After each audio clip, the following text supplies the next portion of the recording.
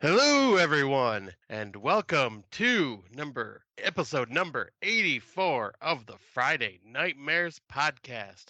Yes, we are finally back after a nice month break slash hiatus, which I think we needed just because 2023 has beaten us down. But I am one half of your hosting team this evening, Mr. Smoke Show Crawford, coming to you from the town of Swartz Creek in the county of Genesee, in the state of Michigan, in the United States of America, in the North American continent, in the Western Hemisphere, on the planet Earth, in the Milky Way galaxy. Fully vaxxed, boosted, and waxed, and ready to climax. And if you can, please get me wet and feed me after midnight. I'm the man with the glorious beard, aka Mother of Cats, aka the man with the humongous ego, aka Scott Housen, aka Scotty Too Hottie, aka Spanky. And with me, as always, is. Have we met? I feel like you remind me of somebody that I used to know. Somebody that I used to know. You know the song? I do. You have a pop culture reference. You know. Heather Powell coming to you today from Waterdown, Ontario, Canada. And I was very excited to record again. I will be honest. I have missed it. Me too.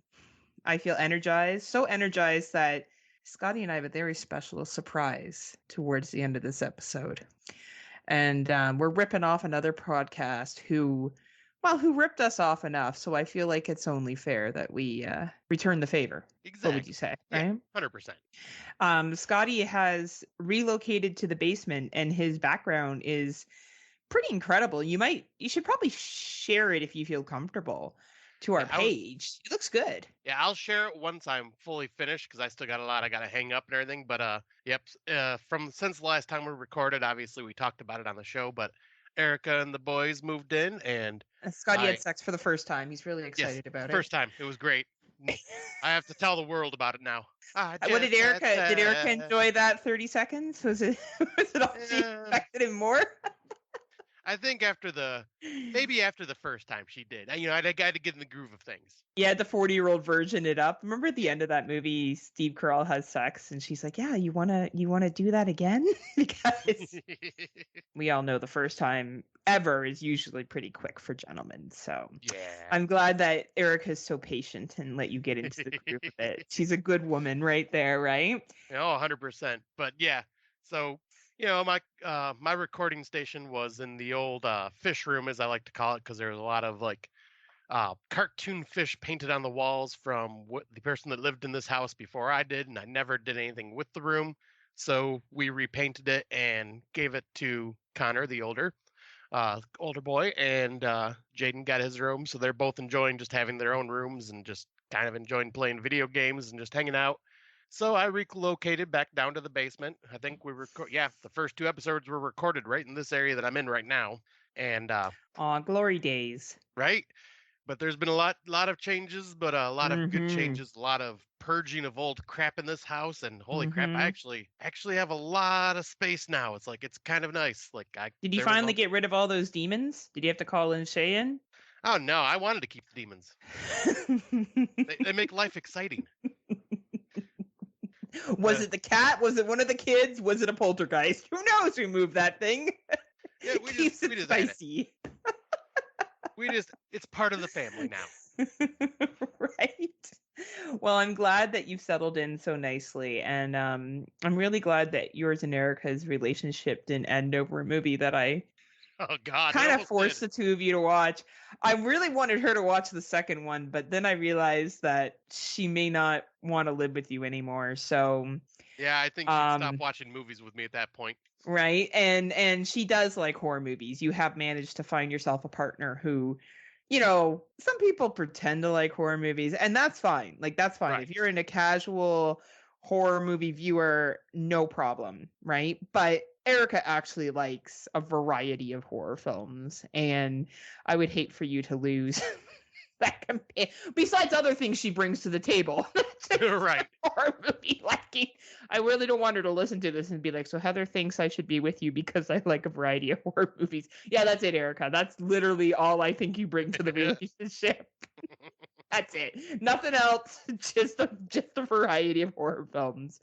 So I'm very excited to talk about that later. But even for a month of being off, I tried to watch a variety of Netflix VOD. Prime has still been like, I don't know, drier than anything. I was gonna say drier than my vagina, but that's not true. So my That's vagina is never getting dry. way more action than Prime is. And that's not saying much because Prime has just been Prime Video. And I don't know. I don't know what's going on with them this year. But Tubi, I think we got some Tubi stuff. Yep, We I got got a some lot of Shuddy. Tubi. And I think only one theater release. I think. Oh yeah, I think the last one. Oh two. no, the second one. Yeah, the second one was in some select theaters. Yeah, I've I only believe watched too. one of those two so far. You may not need to watch the other one. I had a feeling. Yeah, I'll get to that. So why don't we dive in, because I know people have been chomping at the bit to hear what you and I have to say about 2023 horror films, because we are the experts. Oh, obviously. like, Chair flip. did you know there's only podcasts like Dummies of Horror that have like watched, like, I don't even think Tim's even broke 100 movies. Like, how can you call yourself a podcaster? Ooh. Like, honestly. I mean, to be fair, I haven't broke 100 yet. I know. I'm just trying to be funny. I think I'm the only one out of all of you that have broke. Let's see, what am I at today? Let me just take a little quinky dink look back. 123. Pretty good, I would say, for the year we've had. And looking back, I definitely have a solid top 10 if I were to stop watching movies today. Where Scott and I do differ, I don't think he feels as confident in his top 10 list right now. I do. I there's enough films I liked enough because, well, let's know. We well know the word of 2023 was gaslit, and Heather has been gaslit by 2023. But we'll start off with this first one. It is an Aussie film, so Ozzy, oi, oi, oi, oi, Ozzy, oi, oi, oi, oi. It's for you, Tim and Daniel. Run, Rabbit, Run. This is a 100-minute runtime. Sarah is a fertility doctor with a firm understanding of the cycle of life. When she is forced to make sense of an increasingly strange behavior of her young daughter, Mia, she must challenge her own beliefs and confront a ghost from her past. As always, I like to talk about some of our horror podcaster friends that have watched the film. Tim Davis has given this a 3-star review. The lovely Kate has given this a 3-star review, and Mr. Matt Wood has given this 2.5. And I would say that's pretty fucking fair. This is, like the Babadook, but not as good. Gotcha. Okay. Like, someone watched the Babadook and they were like, I want to do that, only my own way. I did find it interesting. I did find that the runtime went by smooth enough. I was not surprised. Halfway through the film, I kind of figured out what happened. But if you have Netflix and you enjoy a good story-based mother-child type of horror film, I think you will enjoy this. I think for a free watch on Netflix, if Netflix is a streaming service that you have, I think it's enjoyable enough. Would I say run out and watch it to build your top 10? No, but if you're looking for something that maybe a little bit of mystery, a little bit of relationship building, sometimes, I don't know. I don't just watch horror movies to stock my top 10. I watch horror movies because I enjoy horror movies. So, I think if that's the case and you got the Netty, it's worth your time, and it's available on Netflix in Canada and the United States and Australia, apparently, because Tim Davis watched it. So, and probably Britain, because Kate and Matt watched it. So if you're in any of those areas in the UK or Australia, which, Scott, I know it's been a while, but did you know I've been to the UK? Wow. We just come back and I'm already quitting. Where do I go from here? I would say check it out. So, Scott, you haven't seen it yet, have you? No, and unless a good friend puts it on their Plex, I probably won't, because it seems like my Netflix is down now too, because I will say I was sharing, or I was being lent the password from my ex-wife, and I think it got canceled due to the whole new Netflix thing of charging if you have extra accounts. Yeah. Yeah. So I lost it, and honestly, I don't miss it. There's not really been much on Netflix that I cared to resubscribe lately. So if someone puts it on Plex for me at some point, I'll watch it. I'm sure it's already on Plex. I just haven't looked, but that'll be also going Yeah. forward with Netflix stuff. I'll have to just see if I can find it on Plex because yep, I just don't care to resubscribe to Netflix. If I really thought you should see it, I would talk to our good friend and tell them to put it on and then tell you to watch it. Okay, yeah, Like if that's I kind of what thought that it was something, because I had paid to be that add-on account to someone else's account, so I will have Netflix for going forward. So I'll keep you in the loop, Scotty. Don't worry. All If I right, see fair. anything that I think is worth it, I'll make sure you get to watch it. If I don't, that tells you that I'm like, nope. Yeah, I totally get that. And I was saying, to be fair, like the majority of this list is definitely you this time around, because well, like normal, I should say. But Yeah. yeah, I think I've only watched 8 new 2023 films this entire time I was done. But I also attempted to watch 5 others. Attempted, made it about halfway through, and just never went back. So it's like I've tried, but that just once again, this year is just this year's Mm-hmm. beating me down, and I just don't care to finish half these movies I've been starting lately. Mm-hmm. Mm-hmm. But Mm-hmm. one of the ones that I did enjoy though this year is the next one on our list, and that is one of the 2 theatrical releases, and that is Mm-hmm. the Blackening. We can't all die first. A group of black friends reunite for a Juneteenth weekend getaway, only to find themselves trapped in a remote cabin with a twisted killer. This was like definitely a horror comedy that's very meta along the lines of like Scream and stuff, where these characters know they are in a horror movie and are trying and have actually seen horror films and trying to make not dumb horror movie decisions. And it's pretty damn funny in my opinion. I enjoyed the entire cast. I thought they all worked really well together, had good chemistry. Some very funny lines, some that went over my head just because it's definitely more like the black Now, if you're cinema. not part of the black community, right? There's certain Exactly. things you're not going to get. You know, we are Exactly. whiteys, like super white. So, Exactly. And I don't put that against the movie because it's like, nope, I'm yeah. glad that they did something like this. Wasn't written for you or me, right? It was Exactly. written for, yeah, for But sure. I still had a great time with this. I watched it first and I messaged you going, you definitely need to see this. This will probably be in your top 10. I think you'll Yeah, be I liked it. ass off. Oh, you knew, right? And it's funny because both Tim and Daniel from Dummies of Horror did not enjoy it as much as they thought they would, and I think that's fair. You know, I get it. Like, I would never fault someone for that. But there was one line. So recently, I had just finished something about like Dark Side of the '90s, and it talked about all the black comedies that came out, like literally comedies with African Americans or black people of color in them. And one of them was Living Single. And I loved Living Single. I thought that show was like really, really funny. And then Friends came out, which I fucking can't stand. I hate the show. Yeah. I think it's so formulaic and not funny. And anyway, and it talked about how like Living Single kind of got pushed by the wayside, even though it was the exact same concept as Friends, but because it was, people of color, it didn't have the same popularity.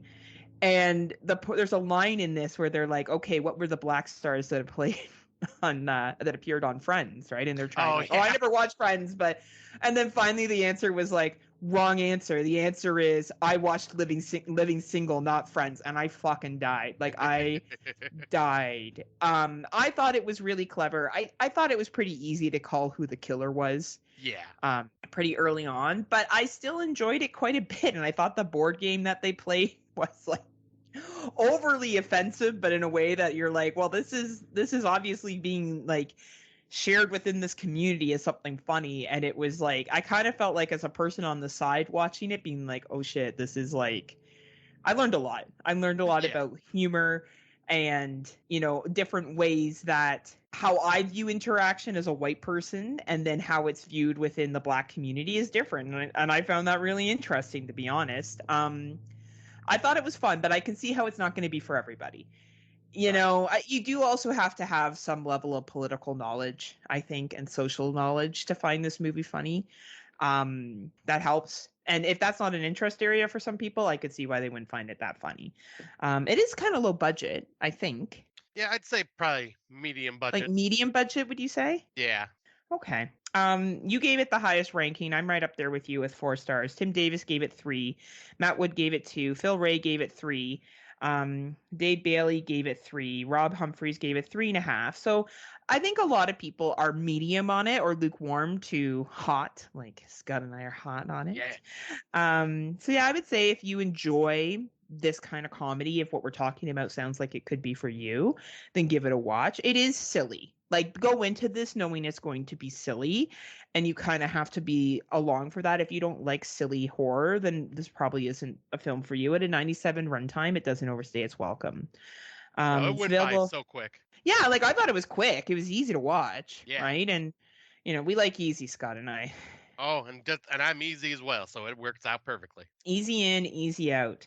I have the Canadian listings here. You can let me tell if it's the same for the States. I have Amazon, Apple TV, Google Play, and Cineplex, which obviously is a Canadian that people can rent it off of. Do you have the same, or is there anything different for you? Looks like Voodoo Mm. as well, and then to rent Spectrum on Demand. Okay, cool. So a couple of options. I would say if what we describe sounds like you would like that, a $5.99 rental, because that's what you're going to pay for this, is worth it. If what we described doesn't sound like something that you would like, skip over it. Yeah, yep. I was gonna say because I definitely recommend it, but it definitely is not going to be for everybody. Now I want to hear you do the intro to this one because I bugged you and bugged you to watch it, and I want to hear your Oh Lord, help me on how this much one. like Scott's actually Rob Humphrey's #1 movie of the year. Rob, this one's for you, baby. I know how much you like this movie. So we just really want to make sure we give it justice here on the Friday Nightmares podcast. All right, so the next movie we're going to talk about is Quicksand. 86-minute runtime. The tagline is "Fear will drag you deeper." Okay. The synopsis is a married couple on the brink of divorce becomes trapped in quicksand while hiking through a Colombian rainforest. It's a struggle for survival as they battle the elements of the jungle and must work together in order to escape. Lord fucking help me with this movie. Oh, God damn. Heather told me that I needed to watch this with Erica for a To Be Tuesday night. And before I give my thoughts on the movie, I will say I think I had way more fun just watching Erica's reactions because she is very logical when it comes to horror films and she understands, like most horror films, sometimes logic is tossed out the window. But this movie frustrated her to no fucking end and she was screaming at the TV and saying Heather's banned from having us watch movies again. And it was just like, what's wrong with you, Heather? Why would you do this? And she's messaging Heather. Like her reactions were fucking so much better this and movie. her hate made me stronger. Oh, and that's why I was like having fun with it because I'm like, oh, this is terrible. So my opinion is yes, this movie is not good. It reminded me a lot of Outback from 2020, which we will have more to discuss about those two movies in general later on. But the decisions these characters make are so mind-numbingly fucking stupid. The the whole working together, they had no chemistry. They should never have been a couple and ever get back together. They are just bad, bad, bad people that do such dumb things. And for being a survival film, oh, oh my God. All I have to say is snake fucking lasso. Snake lasso. What the fuck is this? A goddamn cartoon movie? He got Rob being like, I don't understand why you're upset. It's my #1 movie of 2023. Oh, this movie, I was right there with Erica. This movie frustrated me beyond no belief, but I was also going, I've seen way worse, so this is nothing. So I'm just watching Erica's reactions and just laughing because I'm like, yep, you're basically saying what I'm thinking, but I'm much more calm about it.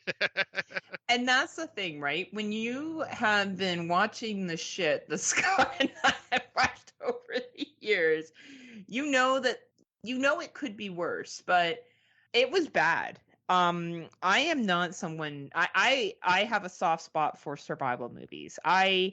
And I'll be real, I was able to sit through this. It was fine to sit through. I wasn't like, oh, like this isn't what like Ensmen that I wanted to like poke my eyeballs out. Like this was tolerable.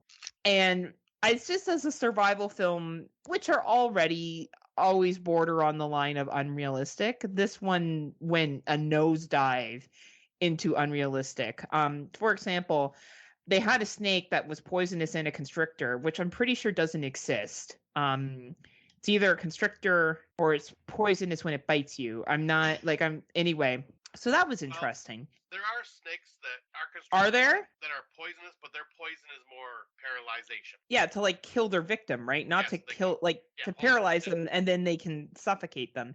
So I felt like and then there was like fire ants in this that were also a threat, and I don't know, they should have just thrown in some fucking bobcat that showed up or a jaguar or something just to add some little razzle dazzle to it. It was, and the most unrealistic ending I think I've ever seen before in my life. And there is since we are kind of just talking spoilers, because I don't care if we spoil this movie. But, your mic's up, right? Thank you. Yeah. But one thing that also Erica pointed out, and I was laughing my ass off too because it was just so dumb, was they are experienced, quote unquote, hikers, and yet when this woman gets stuck in quicksand, what is the first thing she does? Throwing a temper tantrum in the quicksand, flailing her arms and kicking. And what happens when you're in quicksand? When you start flailing, you sink deeper because, an experienced hiker would fucking know that. Yeah, I'm not quite sure what hiking, was she experienced hiker? Like, I'm an experienced hiker. Like, I walk around my conservation area in a country that doesn't have quicksand. Like, is that the experienced hiker level she is, or is she experienced hiker? Like, because they were was it Colombia? They were, I can't remember. Yeah, it was her home country of Colombia. Okay, yeah. So okay. Well, that's her home country. She should definitely be. Well, and even a little more savvy. Well, I mean, even still, most people know you don't freak out and flail when you are in quicksand. That just is common sense because mud will suck you in deeper. Well, yes, I would agree with you, Scotty. And, I don't know. Rob really liked this film. And I'm like, you know what I think it is? I think Rob just doesn't choose joy. And because he's so anti-joy and feels the need to argue with me every time we do an episode, like without fail, release an episode, informs us that he's watching it, continues to berate me because I count movies that were released in the film festival circuit that were not available through any kind of mainstream access, I will count as a 2023 film. I think that's the most fucking pretentious shit that he honestly doesn't think that counts. I'm sorry, Rob. I love you to death. You are one of my favorite human beings in this entire planet.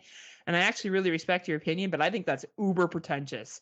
Like, if a handful of people have access to a film, and then the following year it's picked up by someone like Shudder, or it's just released on VOD, that's to me the year it counts, because that's when majority of the people can see it, and I'm referring to a movie that people can see. And he just likes to argue. So I don't know. Maybe he likes Quicksand because it was a 2023. Maybe he wants to do a snake lasso. Maybe he also has nightmares of being stuck with his ex-wife in quicksand. I'm not quite sure what it is, but Rob Humphreys is the only person I know that gave it higher than 3 stars out of literally every single person we known that has watched it. Yeah, I would give it 1 star, and that says something for me. Yeah, I was like, I think you probably have it up, but I think I gave it 2.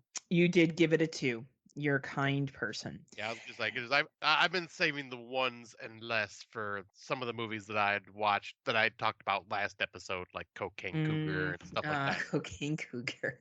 Yes. But yes. But no, I will give it to Rob. Like, he's doing the whole calling these 2022s instead of 2023s just because it gets a reaction out of us, and we're and he does. And obviously, I know that's how he feels too. That's how he feels, though. But at the same time, he just brings it up all the time to fuck with us because it's Rob. That's not how I want Rob to fuck me, but yet he does not listen. And I don't know. And he is my Bullet Club old buddy, so I gotta, right? I give him my love. Like you do. I feed him. I keep feeding him the fuel just because I like seeing him just kind of go off on it. It's He's fun. so funny. He is really funny. He is definitely one of my favorite people. So he'll listen to this and be like, "Oh, so you insult my taste in movies, and then you say you're one of my favorite people." Rob, we only tease the people we like. It's true. The more I tease you, the more I like you. It's very, I don't very like true. you. I don't even communicate to you. I can It's not attest to wrong. that. Wrong, right? I can So, attest to that. Rob, I just adore your fluffy little bum bum. So, if for some reason, you agree with Rob Humphreys and you want to watch this film, it is available on the Shuddy. It is on the regular Shuddy. It is on the Amazon Prime Shuddy. It seems to also be on DirecTV and AMC on Prime as well. I don't know. If you pay for Shudder and you really want to see it because you're a survivalist film completist, or you really want to see people sink out quicksand for a while, check it out. But there's better survival horror films out there that you could be watching. Yeah. Oh, most definitely. Right. And the next one is one that. You. Yep. So I'll jump onto this one. This is a Tubi original. Our good friend Brandon Orlick, previously from the Exploding Heads horror movie podcast, he asked me if I could check it out because he knew I usually jumped on all the Tubi original horror films just because I find the hidden gems and tell him about it. And this one is called Baby Blue, and it has a 90-minute runtime. And it's a group of teens stumble across the story of a now dead serial killer, named Baby Blue, and decide he'd be the perfect subject of a true crime vodcast. But when they start digging, they quickly discover that his murder spree never stopped. Now they are being targeted from beyond the grave. Interesting concept for this one. Kind of plays out almost like a low rent Freddy Krueger, and the fact that he just kind of, or actually more like The Ring. Like he basically, like if someone starts watching this video that he left behind on a phone, and once someone watches that video, he starts basically haunting these people and eventually basically taking over their bodies and possessing them to kill themselves. And Oh, that got dark. yeah, so it's got a very interesting idea, and it's actually the killer I found to be very charismatic along the lines of like Freddy Krueger, where he's, like but like obviously not to that level, but reminded me of that charisma that Be Freddy careful. You Krueger don't want has. everyone getting pissed at you, Scott. Oh, I know. Some fucking 80s lovers coming at you. No But one's as good as Robert Englund. But it gave me that vibe. But the story itself though just kind of fell a little flat, unfortunately. Like it was a decent watch for a Tubi original, but it was definitely better than a lot of the shit that I've watched. But I think I ended up giving this 3 out of 5 stars. It was, if you are into just trying to check out all the Tubi originals, just because you're into watching all the 2023s, you can. I'd say give it a watch. It's definitely not a bad way to kill your time, but it's also like there's something better you could find, hopefully. Well, it's free. It's on Tubi. Exactly. And if you want to get mad that they ripped off Freddy, and then you want to start talking about the remake of The Nightmare on Elm Street and how you're not over the fact that it wasn't Robert Englund that played Freddy, I'm sure there's like some kind of connection you can make to tie back to your anger, and then make a Facebook post about it. Oh, 100%. Go to any horror group that's not a podcaster group, guaranteed you'll find friends there. And then while you're at it, say no good horror movies come out anymore while you're at it as well. Or nothing scares you anymore. That's my other favorite one. Wow, you as an adult aren't scared of make-believe things. Slow clap for you. I mean, to be fair, I kind of get that, like, you want to be unnerved, scared. So, like, obviously, like, it doesn't happen a lot anymore because we are veterans of watching horror films, and we've been doing it for so long that it's, second hat to us. But I will say certain movies do give me that, oh shit, okay, that unnerved me. Like, didn't scare me, but it unnerved me. Like Hereditary did. I think when people say that, they're just trying to look cool. I honestly do. I think if someone goes into a horror movie group and is like, nothing scares me at all, I want to be like, are you just watching 1980s films and franchises?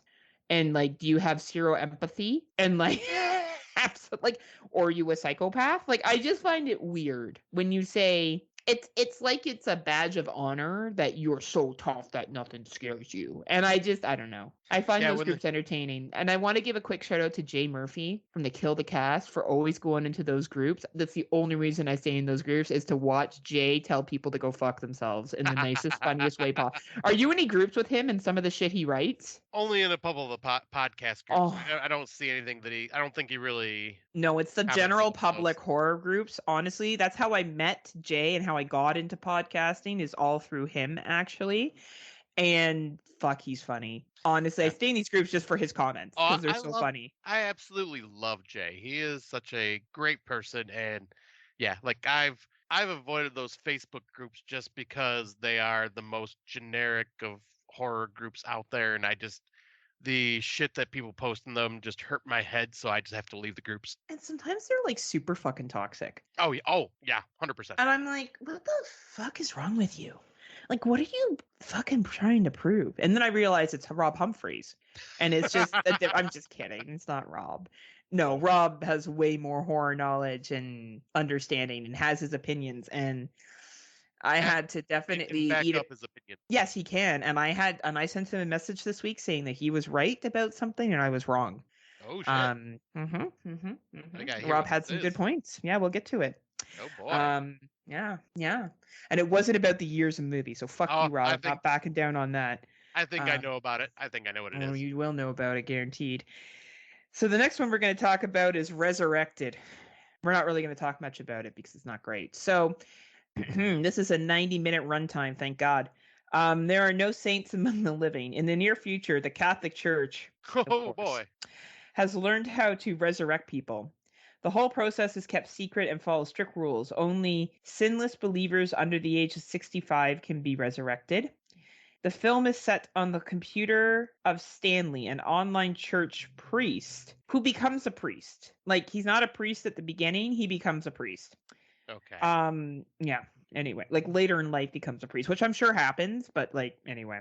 The film, where are we? He is divorced and his son lives with his ex-wife, so he can chat with him online only. That's not why, but anyway. Stanley's son was the first person to be resurrected after he died in a car accident that Stanley caused.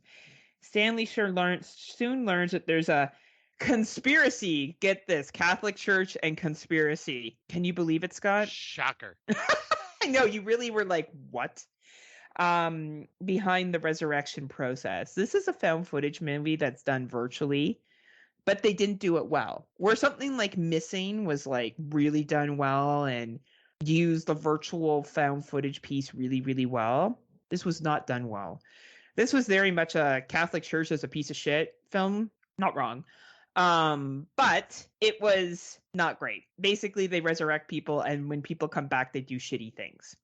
So it was also a little bit of razzle dazzle with some Pet Cemetery in there, you know? Sprinkle a little bit of Pet Cemetery, sprinkle a little bit of Catholic Church as being hashtag Catholic Church, sprinkle a little bit of found footage that's really not done well, and you have this film. I don't know if you're a found footage completist, you can watch it. This has a 3.0 rating.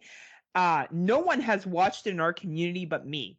So something tells me the 3.0 rating is from all their friends. Because there is no way Matt Wood, Tim Davis, Daniel, Dave Z, anybody who knows anything about horror films, Rob Humphreys, would give this 3.0. There's no way. So I say skip it unless for some reason you need to watch every single found footage that's ever been created. If that's the case, it's available on Apple TV, Google Play, Vudu, Cineplex, and YouTube. And if for some reason you're a found footage completist, I would say, pay whatever you want for it. If it comes to Tubi, Scott, I would want you to watch it just so you can see how ridiculous it is. Okay. Only if it comes to Tubi. All right, deal. I will do that if I see it pop up on Tubi. Partly because you support Tubi so much as well, too. So. Oh yeah, fucking Tubi's awesome. Yeah, this is, to me, it missed the mark, in my opinion, of something that could have been really cool. And it's just, I don't even think they should have gone the found footage route. I think they should have gone a different route. But hey, that's my thoughts. And the next one, have you seen this one? Nope. I am kind of curious to hear your thoughts because this is one that I keep seeing and been tempted to watch. All right. So this is called A Cabin Girl. Insanity is insane in the membrane. Insane in the brain. When a van life influencer moves into an isolated cabin, she discovers the home has a dark history and becomes haunted by a troubled spirit. This is very, very much a low-budget film. Where this film has its strengths is, I would say, in the character development between the main characters and some of the people that she connects with. The main actress, Rose Lane Sanfilippo, is excellent. She is a very, very good actress, and she's very strong in this film, and that's what helps carry it. Would I say that this is a movie that people should run out and go watch? Not unless you are a big fan of indie film making. You need to really appreciate the quality that goes into making an indie film, because there's parts of it, because it's an indie film and they don't have, the biggest budget. What people sometimes mistake for bad acting or plot is just the limitations within the filming. So maybe a plot sequence isn't as what you think it could be because they have limitations within their filming. I do think this film works well with what it has, and obviously Matt Wood agrees. He's given it 3.5 stars. Dave Bailey's given it 2.5. So I think those are both fair. I would probably sit around 2.5 to 3, because I think for an indie film, it does a good job of presenting a cohesive story, which honestly I was surprised about at the end. I was. Okay. Like, I was like, oh, okay. Like, it made sense at the end, but I don't think this is going to be one that a lot of people are going to run out and see. We saw a screener, or a screener is if you want to check it out. I'd be interested to hear your thoughts on it. You roboted there. I don't know if it was on my end or your end. So the Oh, last bit. okay. So I said if you wanted to check it out, if it's on a good friend's Plex, if it's working for you, I think it's something you could watch at work, and you could give me your thoughts on it. Okay. Well, Cabin Girl is actually a Tubi original. What? It doesn't have here for Tubi in Canada. Maybe it's not available on Tubi in Canada. Oh, okay. Yep, that's the Tubi original one. Perfect. So if it's on Tubi, you can watch it on Tubi. All right, perfect. Like I said, I kept seeing this one and I have it on my list and was kind of curious. I didn't realize you watched it, so I'm glad to hear it was pretty decent. Did you watch the next one or no? I never even heard of this one. So this is one that I found on our good friend's Plex. So this is called Walking Against the Rain. This is a 94-minute runtime. At the end of the world, the journey for humanity connection begins. Two strangers, Blair and Tommy, are navigating their way across a barren landscape in a desperate attempt to find each other. Their only form of communication being two soon-to-be-dead battery-operated radio mics with a new evil in the shape of the Forsaken tracking them down. They must learn to confront loss and rediscover a trust in humanity. The only person that has watched this is someone named David Garrett, which I do think I know from the horror community. He's given it 3.5 stars. Dave Bailey wants to watch it. It is available on Tubi and Plex. This is another low-budget film, and it's a creature feature, and it's, I think, Lovecraftian. So you would have to watch it to kind of confirm that, because I got the vibe it was Lovecraftian. You could confirm it. Okay. I thought this was quite a well done film for a low budget creature feature. I thought the creatures were actually pretty decent for it being low budget. I thought the story was easy to follow, but it's very much one of those apocalypse, people surviving in the new world kind of thing. Think Walking Dead minus zombies. As if you like that kind of film, this is worth your time to watch, and you enjoy indie filmmaking. Though I would say this probably had a little bit more budget than Cabin Girl. If that's not your thing, I would say skip over it. It is available for free on the Tubi and the Plex, and PhantomX, which I've never heard of before. But PhantomX. I've never heard of that. I guess it's a new streaming service, maybe. Must be, or maybe a Canadian service. It's in the United States too. Oh, yeah, right? Never heard of that. Maybe it's like a Plex or like a Tubi. You know what I mean? Like it's another ad revenue, and then you kind of, or you pay the premium. Tubi doesn't have a paid premium yet, does it? It's just Tubi. Nope, just Tubi. And yeah, I don't know how they. I'm kind of curious on how that works for them. Well, probably with the more popular the films, because we watch a lot of like horror movies, but I had like low budget and not known on Tubi. But I did have to use Tubi for another podcast and a well-known movie that was on Tubi. Lots of commercials. So I think the more well-known the film, obviously the more viewership, the more commercials you're going to come across. Okay, yeah, that makes sense. Okay. Right. When you and I sometimes watch films where they're like, we include a commercial, they might turn it off. So we'll include one at the beginning and one at the end. Or one in the middle. Just usually I'll deal with like four commercial breaks throughout a movie, even the lower budget ones usually. Yeah, and that's not much, right? When you think about it, that's it's perfect for me to go do a bathroom break, grab something to drink, do something. Yeah, I don't mind it at all. Do a line, come back to it. Oh, 100%, yeah. Just kidding. So I would say that you should watch this, Scotty. It is on Tubi, so I think you would enjoy it. Okay, perfect. I will definitely check that out then. Yeah, I've never And even heard of this one. this one's yours because I have not seen this one. I tried to watch it and I didn't like it. So I'm excited to hear your thoughts. All right. So yeah, the next one I also found on Tubi. It is not a Tubi original, but Tubi has it up there. And it is called Older Gods. It's a 82-minute runtime. The tagline is "Pray for salvation." After the disappearance of his troubled friend, American Chris Rivers travels to the remote Welsh countryside to investigate what happened, leading him to a dark apocalyptic occult. So kind of just jumping off the back of Walking Against the Rain and how you feel that was possibly Lovecraftian. This one is definitely Lovecraftian. It's very simple plot with this guy goes to this cabin and like his buddy had murdered him or not murdered his buddy had committed suicide or was led to believe he committed suicide, and that's why he's there, just to kind of investigate what the hell happened and see if it's true or not. And yeah, it just leads him deeper and deeper because he starts finding notes and just starts leading him deeper and deeper into this apocalyptic cult, and like his investigation kind of brings attention to this stuff. And it's definitely a slow burn, but it's a slow burn, but at the same time it had kept me intrigued because it Mm. was very good at playing out the story of what the fuck's going to happen next, at least to me. It gave me that like detective feel to it where it's like, okay, I want to figure out what the hell this all means, what's going on here. And the more he dived into it, the more fucked up you find out some shit really is. And I thought the ending was really good. I thought the acting was good, like nothing great, but I found this to be very intriguing and definitely tickled my fancy with the Lovecraftian horror aspects of this. I definitely recommend this one if you are a fan of like slower burn Lovecraftian horror. This was a in a sea of crap that 2023 has thrown at me. This was definitely a nice little hidden gem. Awesome. I'm glad to hear that. Maybe I'll try to go back to it and watch it. As you know, I'm not a big Lovecraft person. Um, and maybe I was just in a cranky mood when I put it on the first time. That happens. Well, I'll say Um, this one definitely speaks the Scotty language. I don't know if this would like even if you I think if you watched it all the way through, you would have like a maybe 3 out of 5 type rating for it. okay. I think I gave it a 7 out of 10 or a 3.5 out of 5. Well, that's fair. Well, I will put it into consideration, see how There this we year go. All right. goes. All right. The next one is called Craving. This was recommended from Dave Bailey. He's given this bad boy 4 stars. Good old Felissa Rose is in this. She's not in it for long, but she is in it. It is an 85-minute runtime.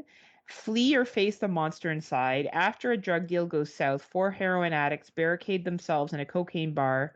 Sorry, in a cocaine bar, in a country bar. Well, there were people doing Cocaine bar. cocaine in it. Well, there were people doing cocaine in this bar. As the cops close in, withdrawal sets in, and further complications their hostage situation, while a secret one of them is hiding could destroy all of them. Yes, very much this is a movie about addiction and challenges with addiction and the horror of that. So it is very meta. I enjoyed it though. I thought that they used the setting of the bar very well. It was dark, so watching on your phone would be a challenge, Scott, but watching it at home would be fine. So don't watch Okay. this on your phone. It will be too hard for you to see things. I think that Erica may find it interesting as well. It's a lot about relationships and dealing with addiction and the metaphors of that. It is available on Tubi, which is why I'm saying you guys may watch that for your Yep. Tubi Tuesday date night. Yep. I'll It say is available. I just added it to my list because Yeah, I've I not think seen it on there. it's interesting. It really, really is. It's an interesting film. It is very low budget, but I know that she's watched low budget stuff with you before. Oh yeah. So I think you guys may have an appreciation for it. It is available on Google Play as well as YouTube and Amazon. But I would say if it's on Tubi, why wouldn't you watch it on Tubi? Like, I don't know, it's a free watch on Tubi, and you just got to sit through some commercials, which is no different than watching on cable television. So I Right. would say check it out. If you're a Felissa Rose fan, definitely check it out. She isn't in it for super long, but she's in it enough to give you context. And I enjoyed it for what it was. I thought it was a decent film. So Nice. again, I you gotta like indie. You gotta like indie filmmaking for this. You know, Oh if yeah. you're And someone that doesn't, then I know you do. Like I'm thinking more to like some of our co-podcasters. If indie is not for you, do not watch this film. you're right. probably not going to enjoy it. I don't know. Tim Davis is the only one I think could go either way. It depends what kind of mood he's in that day. And I don't mean that like derogatory. I literally mean No. like sometimes it depends what mood we're in that day, right? Oh, absolutely. So yeah, that's Craving. All right, good to know. Yep, it is now added to the list, and I will definitely check it out very soon here. But yeah, I'll save it for like a To Be Tuesday night. Yeah, for sure. Oh, hold on 1 second. Because of the new setup, I'm still trying Are the to pussies being a problem? not being a problem, but Elizabeth was behind my computer monitor, and I felt my headphone cord being tugged on, so she was probably chewing on it. So I just pushed the computer monitor or the Man, computer tower back. these pussies, huh? Oh, I know. There's all sorts of them now because we're back to 5 here. But anyways, so the next film is one that you and I both watched, and I know Tim Davis watched it because he just talked about it on his most recent episode of Dummies of Horror, and that is The Flood. 93-minute runtime. Tagline is Danger is Rising. A horde of giant, hungry alligators is unleashed on a group of in transit prisoners and their guards after a massive hurricane floods Louisiana. So, you know the movie Crawl. This is a low rent, low budget, bad version of that movie. This is like the asylum version of Crawl. Yeah, this is. Jesus Christ. The CGI CGI alligators is terrible. The fact that most of these alligators seem to take multiple gunshots and still keep going like it didn't fucking phase them at all is also kind of what the fuck. The acting is painful. Um, Oh the man. these characters were all just dumb, made so many dumb decisions, and were all terrible shots when they were attempting to shoot the alligators if they didn't hit them, and so many dumb choices in this movie.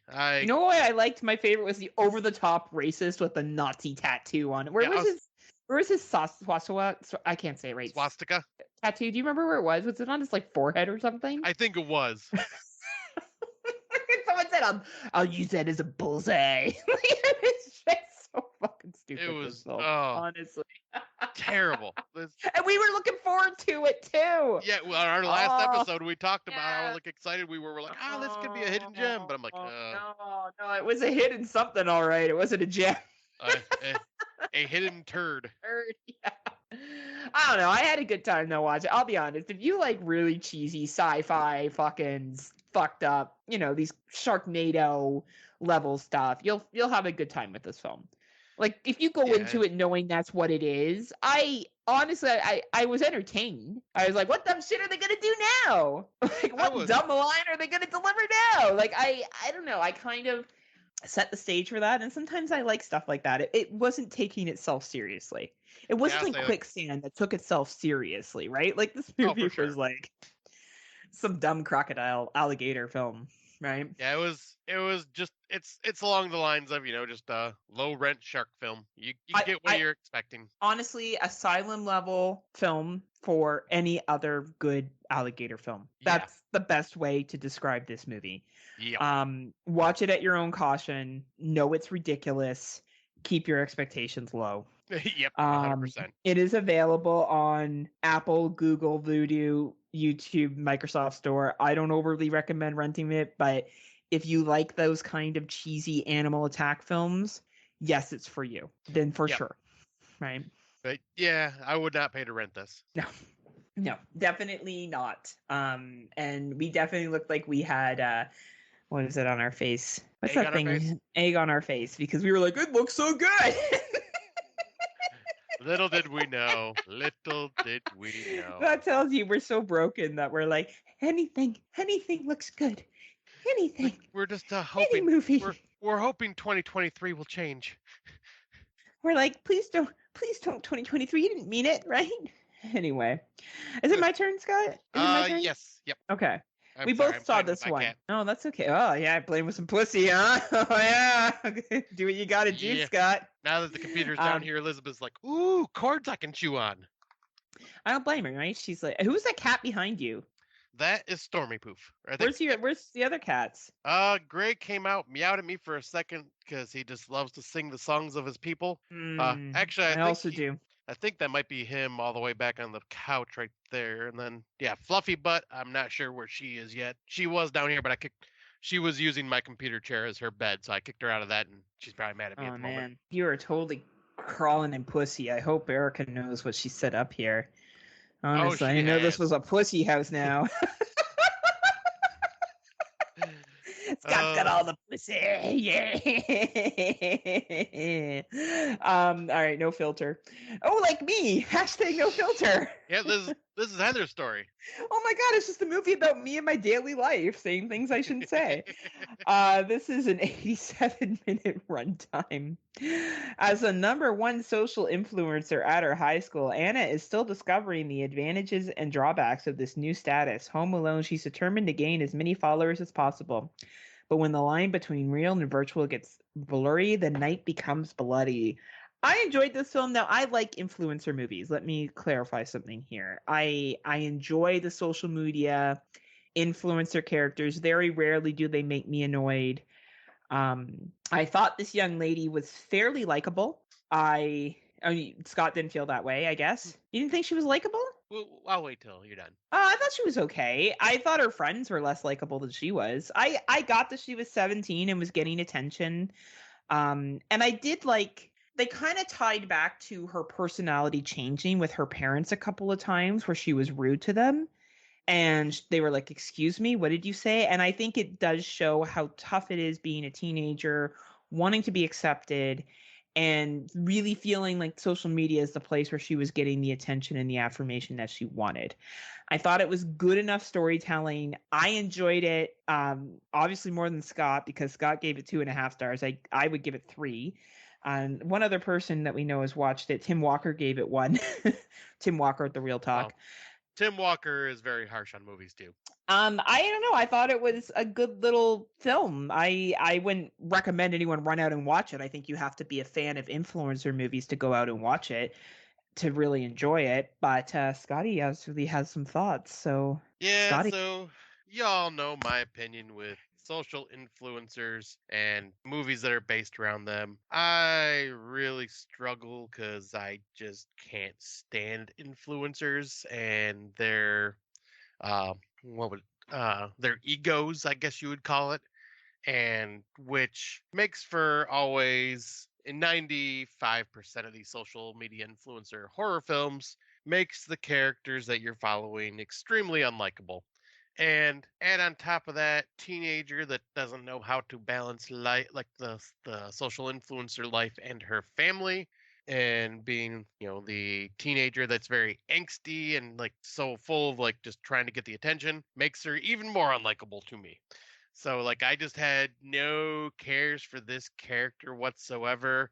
I understood her. I liked her one friend, the one that was really close to her, not the other one that was a bitch. yeah, But the one that was kind of nice, right? Yeah, yeah, I that one. liked her because she was coming in with the real talk and Yes, trying to get yes. her attention out of the social media lifestyle. I see what it was going for with the message and everything, and yeah, message is fine. But I just found the movie to just be like very grating to me in a lot of ways. But once Mm. again, that's because it's that social media influencer. Like I've learned to start liking them more because I realize that's what the movies are supposed to be and are trying to be. But this one just did not work for me and just kind of pushed the wrong buttons. Is it because you see yourself in the social media? Like, is it because you're an influencer and I you're don't, jealous? Heather, I don't have an ego. I don't have an Right. ego as an influencer. I don't have Absolutely a not. I don't have a 5 minute long intro like Yeah. that talks about how awesome I am. Because I mean I am awesome, but I don't have an ego. No, absolutely. I'm just wondering if it's because you're looking in the mirror. One day, maybe I'm going to come up and I'm going to call it Smoke Show. What have I done? And it's a found footage movie about Scott's ego getting out of control. Once again, I don't have an ego just because I'm better than you and you know it. Well, that is true. We've had 83 episodes of that happening. I've learned a long time ago. I fail in comparison in every way to you. Everyone loves you. I'm just here as the side piece. You know what? A side piece is a role that I'm good at, and I'm willing to continue to be in that role. Know your limits and play within it. So you got two different views. I enjoyed it, but I do like influencer movies more than Scott does. I find I don't get annoyed by the characters as much as he does. So this is available on Tubi. It is available to rent on other streaming services as well, like Apple TV and Google and YouTube and Microsoft Store. I don't think it's worth a rental in any shape or form. I think if you really like the influencer concept, this is worth watching. But you really gotta like influencer horror. If that's not something that's for you, then skip over this movie because you're probably not gonna like it. Yeah. Right. And the next one So, is you. oh wow. You know, it's hard being the backbone.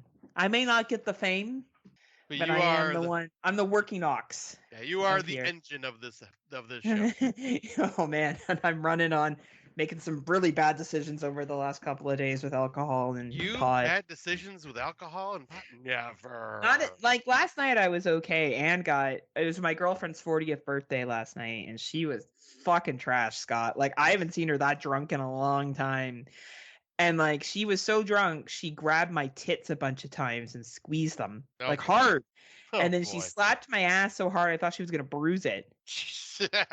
And then she slapped Amber's ass because I told her to stop hitting mine. And like she had cupcakes and she smashed one of them into her face and like the fucking icing went all down her face. Like we're talking, it was just.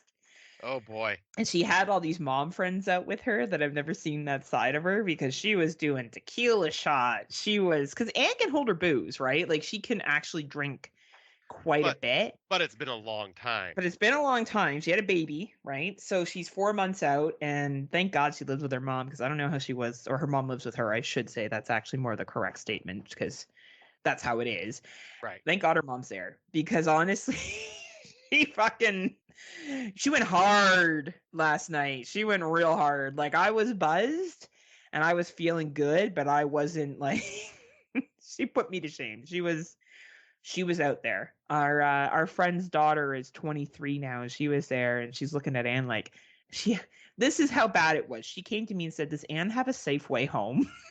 Oh wow.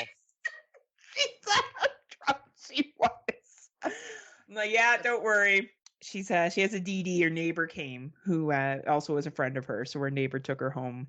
But yeah, Thursday night of this week, I went over to Anne's and I got this bottle of White Claw vodka, and poor decisions were made with that bottle of White Claw vodka between the three of us, and the joint I smoked as well.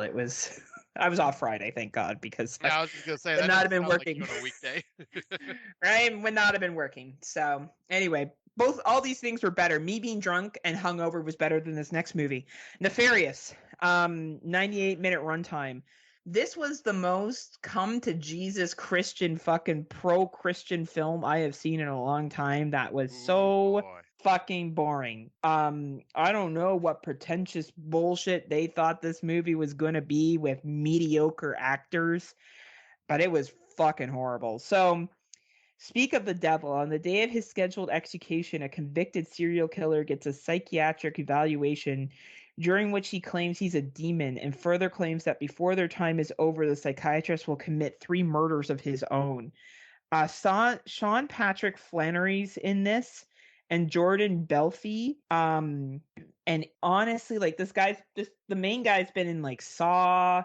He's been in a lot of films, but fuck, he was so... And you would recognize him if you saw him, but fuck, this movie was so boring. The 98-minute runtime, I felt like I wanted to go to the electric chair just so it to make the fucking movie end quicker. Like, it was just... I said to Scott, I'm like, whatever you do, don't fucking watch this movie. Like, it's not good. It's not. There's one person that we can see that's watched it here. Vic Grims, I don't know who that real name is for that person. I mean, if they're a podcaster, they're just someone that follows me. They gave it 2.5 stars, which is generous. I don't know, it wasn't for me, man. This felt like a conversion to Christianity film. Like at the end of it, it was like, be Christian, save yourself from demons. Like that's really what it felt like, with really poor, shitty dialogue between two people that didn't have the acting chops to pull it off. This to me Yeah. is a hardcore skip. Yeah, this sounds absolutely terrible. Like when you were telling me about it, I was like, no, I am glad I just kind of skipped over And this it one. had a budget. Like, this was not a low budget film. This was not an indie movie. This was a movie that had money, and I'm like, what the fuck, guys? Like, I'm sorry, but whoever you guys casted as these two roles did not have the skill set to pull it off. Like, they just didn't. And I don't know if it was the writing or the acting or both. I would need someone that's probably more knowledgeable of cinema to discuss that, but this was just not. And it didn't make me want to be Christian at the end of it. So, movie, you fucking failed. Ooh, All right, I'm snap. going to the electric chair, or I'm gonna get drunk on vodka again and be hungover before I watch this fucking film, or I'm gonna have Anne grab my titties and squeeze them so hard that they hurt and slap my ass to the point where it's gonna be bruised. All those things sound like a more enjoyable time than this film. So, if for some reason you still want to watch it, it is available on Apple, Google, YouTube, Hoopla, Microsoft Store. I don't recommend renting it. So, I don't know. If you want to watch some lackluster, shitty writing and shitty acting, go ahead, but it's not great. Avoid. That means Rob's going to watch it. He's like, Yep. oh, yeah, Heather. Well, at least it's a real 2023, not like your other films. And I'm like, yeah, Rob, you go ahead. You and Quicksand, your number one film of the year. Number one film, Rob Humphrey's Quicksand, 2023. Just calling it now. Calling it now, number one film. Did you watch this next one? No. Oh, for fuck's sake, Scott. What do you do now? I know what you do with all those pussies. Yeah. But no, it's a sequel to a movie that I found very mediocre anyway, so I just never bothered. And it's a mediocre sequel. This one is a Netflix film because here on Friday Nightmares, I don't have Netflix. Oh, that's right. Here on Friday Nightmares, I like to give a variety of films from different streaming services because I am a person of the people. The person of the people. That's a new thing. Not all heroes wear capes. Mm-hmm. Some of them get their bum squeezed. They watch really shitty films and they drink too much vodka. So this movie is 124-minute runtime, and man, does it feel like 124-minute runtime. And the name of this film is Bird Box, Barcelona. Have you wanted to watch blindfold people walk around Barcelona? I'm good. Well, then you should definitely skip this film because that's basically what it is. Blind people that are wearing blindfolds walking around instead of the United States, Barcelona. I don't know. It's like exactly what it sounds. They walk around. They walk around. It's the same concept as the original Bird Box movie, only with a little bit of a different plot. There's some people that are immune to whatever the creature is, and they can walk around and see the creature, and they're not forced to kill themselves. They don't feel motivated to. Do they actually show the creature? Yes. Oh, wow. Yes. And it's the main protagonist and like the protagonist and the antagonist is the same person, which is really, really fucking weird. Which I thought that was a very interesting development that they did. I don't know. This movie's really long. All I'm talking about, Scott, is how the movie's really long. It's just really long. The protagonist and the antagonist are basically the same person. And I don't know. If you like the first one a lot, then I would say watch the sequel. But that would be the only reason to watch this sequel. It's 124 minutes that you will not get back. So you really, really got to like the original concept to watch this one. I'm really hoping they don't do a third. They've kind of set up to do a third. And I hope they maybe just like... We'll see how well watched this one is because I know the first one was super popular. Tim gave this 2 stars. I think that's fair. I think that's a fair rating. And it is available on the Netflix. So if you were a big fan of the original Bird Box and you want to watch the sequel, go ahead. Otherwise, I think you can skip this one.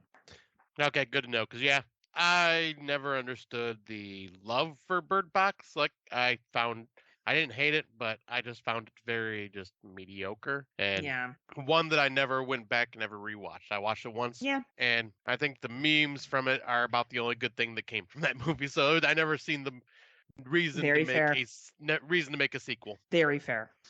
But yeah, good to know that it's not something that I need to watch because I didn't want to. But I will talk about this next one, which is another Tubi original because apparently I just live and promote Tubi now. But this one is called The Deep Web. Sorry, can you hear me still? Okay, my cat just jumped and pulled my headset off me. Oh, no, I can hear you still. All right, things came crashing down. So kitties are on a rampage today. But anyway, sorry for that.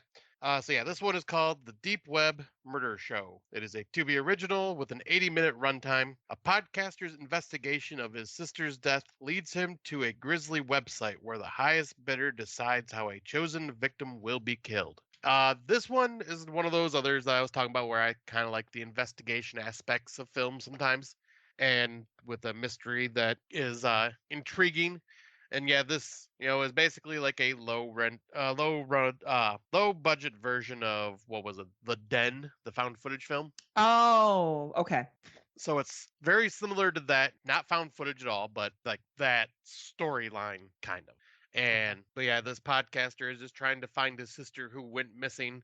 Everyone thought she was murdered, but then he finds her on a website and like starts looking for her, and it ends up getting pretty interesting. I wouldn't say this is like a great film, but like once again, another one that I enjoyed my time with. It had some very fucked up moments, and the people that are doing this wearing some creepy ass masks, and yeah, all around I found this to be fairly entertaining especially for a Tubi watch. That's just one of the Tubi originals. I'd say give it a watch. I'd say it's, nothing to write home about, but it's also like better than a lot of the crap that I had been watching. And it's, kind of once again a slightly hidden gem because I think I gave this, let's see. Yep, I gave this 3 out of 5. Okay. Okay. That's an honest rating. And it's just on Tubi, you said, right? Yep. Okay. All right. Well, I guess it's technically my turn, though. We both watched this, right? No. Scotty too hottie. Plex isn't working correctly on my phone lately, and I've been wanting. I tried watching it yesterday for work. Wouldn't work. Scotty. Or not yesterday, Friday. But yeah, so once again, one that I'm adding. Can you watch to it the at list. home? Yes, I will be trying to watch this at home. Okay. I think Erica would dig it. Watch it with her. I think she'll Okay. like it. And I think it's okay for the boys to watch, by the way. Like there's some violence in it, but I think Erica's kids are, I wouldn't say it's too intense. Like I know I'll what say, they watch, so yeah, they should be fine. Yeah, I'll say the youngest one won't watch it, but the oldest one, Connor might. Yeah, I'll say he's watched Hellraiser and shit like that. So Oh yeah, so he'd be fine. Yeah, then he'd be fine with this. So this is called Little Bone Lodge. It's a 93-minute runtime. A mother always protects her family. During a stormy night in the Scottish Highlands, did you know I've been to Scotland? Two criminal brothers on the run seek refuge in an isolated farmhouse. I know you're mad. It's okay. But after taking the resident family captive, they find the household even darker. Scott's not making contact with me now. Even darker secrets of its own. Honestly, hallelujah. Praise Little Bone Lodge. Really enjoyed this film. I thought that the acting in it was really great. Honestly, you can get that there's something that isn't right really at the beginning, but it wasn't what I thought. I will give this film credit. I was on the theme of what it was, but the reasoning behind certain things, I was like, oh, fuck, didn't see that shit coming. Really enjoyed the characters in this. For a 93-minute runtime, they fit a lot in 93 minutes. Nice. It feels tight. It feels paced out well. I was not bored. I was entertained. This has top 10 material for me. I enjoyed it. Because remember how I brought this up to you, saying like I've been seeing this on people talking about it on YouTube, and it's like one of those sleeper hits that no one's really talking about. So I'm glad to hear it. Yes. Yeah. I definitely think you'll dig it. We saw a screener. Well, we have access kind of to a screener, but whenever this is released, I assume it will be, I don't know, Shudder should pick this up. I hope they do. If they don't, I think it's worth whatever you pay. I think anyone who enjoys horror, mystery, I think you'll at least enjoy this film. I don't think anyone's going to walk out and be like, oh, what a fucking piece of shit. Like, I don't think that's going to be the case. Some people may like it more than others. I really enjoyed it. I definitely recommend it. That makes me happy to hear. So this will be probably the very next film I watch, if I at least at home. Yeah, I think it's enjoyable. Like, and a 93-minute runtime, it's not overstaying anyone's welcome. It does what it needs to do. I liked how tight it was. Like, I liked that it got to the point. Like, and everything kind of built it up on each other. And the acting and the interaction between everybody was quite good. Awesome. All right. Yeah. So I really, really dug it. And I can talk about the next one because I know, because you did watch it. All right. So the next one is a documentary on Shudder called Sharksploitation. Has a 106-minute runtime. Tagline: a documentary that goes into the jaws of Hollywood. It's the ultimate deep dive into the world of shark cinema. Filmmakers, critics, scholars, and conservationists explore the weird, wild cinematic legacy of sharks on film and audiences' undying fascination with these misunderstood creatures. So when I was watching this, or when I saw it up on the Shuddy, I was thinking, okay, are they just going to be talking just bad shark movies? But no, they talk about just sharks in general. They have like people on like just explaining like a lot about sharks and like the first shark films and the success and what that has caused on some of these sharks was like movies like Jaws and like bigger budget. But then it also does a deep dive into some of these lower budget schlocky shark films that we get nowadays. I found this to be just a very informative and very interesting uh, documentary on this genre. Samesies. It kind of talks about how Jaws isn't the end all and be all that started the shark fascination. It goes back to paintings in the 1800s to talk about where fascination and lore has been developed from, which I thought was really important. Yeah. Yes, it recognizes the movement that Jaws had for the good and bad of shark films and how sharks are treated. Yep. But Jaws isn't where it started. There was already mythology and concerns and sharks in movies before that. And I thought that was important, that it kind of was like, yes, Jaws supersized it, but let's not forget there was all this history beforehand. Exactly. And I thought that was one big thing I really took out of that documentary. Shudder always knocks it out of the park with documentaries. Like if you have Shudder, watch this documentary. That's, I think, the best way we can sum it up. It's worth your time. It's available on all the types of Shudders that are there. So if you're paying for Shuddy, watch it. Yep, 100%. Like this is definitely worth the watch. All right. And okay. Here we go.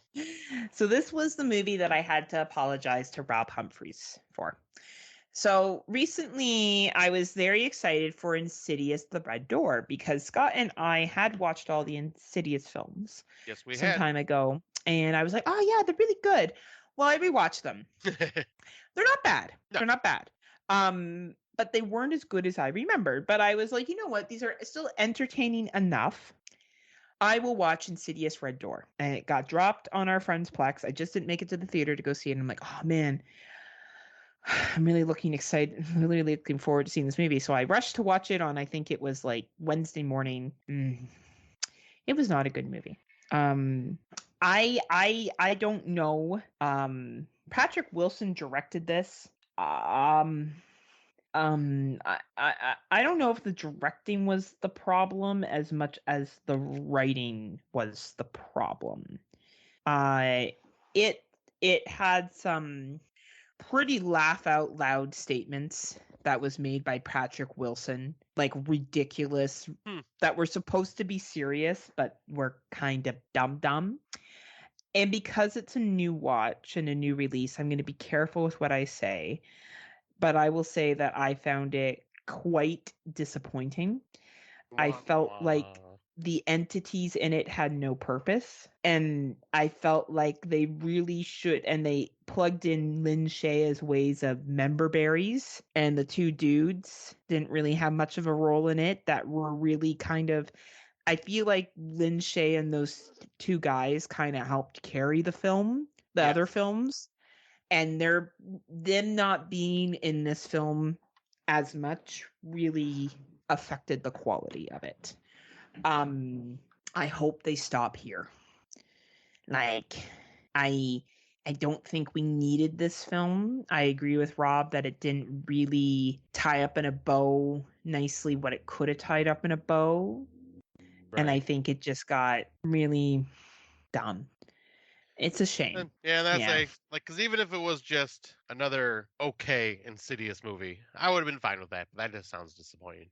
Yeah, like I would probably give it 2.5 to 3 stars in the sense that it was watchable. Right. Because it has a budget and you can follow along with the plot, but was I invested and overly cared what happened to the Lamberts? No, I didn't. Did I feel like the story didn't make sense at points? Like I could give some big spoilers that if you had seen it, and maybe we're doing a spoiler section, we would talk about one of the biggest things that didn't make fucking sense in this movie at all. But I won't, because there's obviously people that still need to watch it. Yeah, it's a shame. I really had higher expectations than what came out with this movie, but that's what happens, right? Sometimes, Yeah. by the time you get to the fifth installment in a series, I will say it kept to the original theme. It's just it really needed those other characters to carry it. Right. And even then, that would just make it slightly better. Right. Right. All right. Well, good to know. Yeah, that's our 2023 watches for now. We will be back with more. Hopefully, next time we chat will be after we've seen the last voyage of the Demeter. Yeah, and hopefully Talk to Me and Meg 2 and yeah. So we'll have some more theatrical releases to bring to the table. I'll jump into my older movies quick. I watched Deliverance finally from 1972. Yay! I did enjoy it. I did not find the sexual assault scene as shocking as think, because women are raped in movies all the time. All the time. And I think the shocking thing about this is a white male was a victim in 1972, to be honest. Yeah. Right. And men didn't want to see themselves in that role as being a victim. That's what I think shocked. And I think it was just shocking because it's, I think, one of the earlier times of seeing someone like that violated, like a male violated. Women had been raped on scene on film, right? You know what I mean? A male violated like that. Right. And still, we don't see that much. And that's why I think people were shocked. They're like, what? I'm the one that does the raping. What do you mean it can happen to me? Right? Like, that's kind of how I felt it was. But acting-wise, incredible. Very, very good acting. Yeah. The four main characters of fucking dialogue, fucking chef's kiss. Incredible. Thought it moved pretty quick. Did enjoy the film for what it was. Good little survival. Back. I didn't find it as scary as I think other people put it out to be, but I think it's a good survival flick. I definitely glad I finally watched it. Yeah, and the filming for 1972, fuck, my chef's kiss on that one too. Great, wild, like out in the wild shots kind of thing. Some great camera work. And I was gonna say, definitely a good survival. It definitely fits in the survival horror aspect of it. Very much so. Very much so. Well, I had to watch The Stand for another podcast that I'm on, and that's a long miniseries. Fuck, the fact that you had to watch that and so many other films, like, oh my god, that was a lot. Yeah, it was the never-ending podcast. I did enjoy The Stand, but I enjoyed the first half more. I found when it got to like Melrose 90210, people fucking other people, and then this demon guy is taking over here, and Las Vegas is now the city of sin, and these other people need to take down him.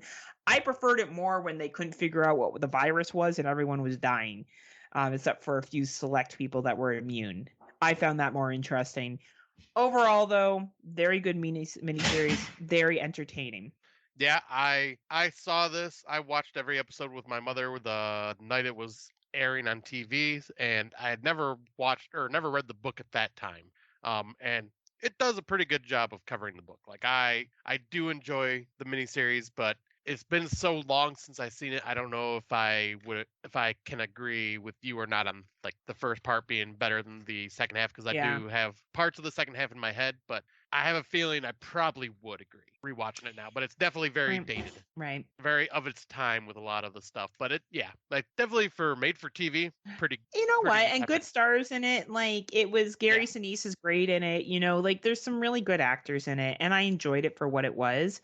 But, it was long. It was long. I would not rewatch it anytime soon. No, but I would say if you ever rewatched it, I'd say rewatch it like it was meant, like it was done on TV, where it's like broken into 4.5 parts. I would definitely, if I was to rewatch it again, that is exactly how I would rewatch it. To be honest with you, that's the best way to do it. Because watching it like I did like back then, that's the easiest way. But yeah, so I guess I can talk about the three. I brought three older ones just because I figured I'd go through them fairly quickly.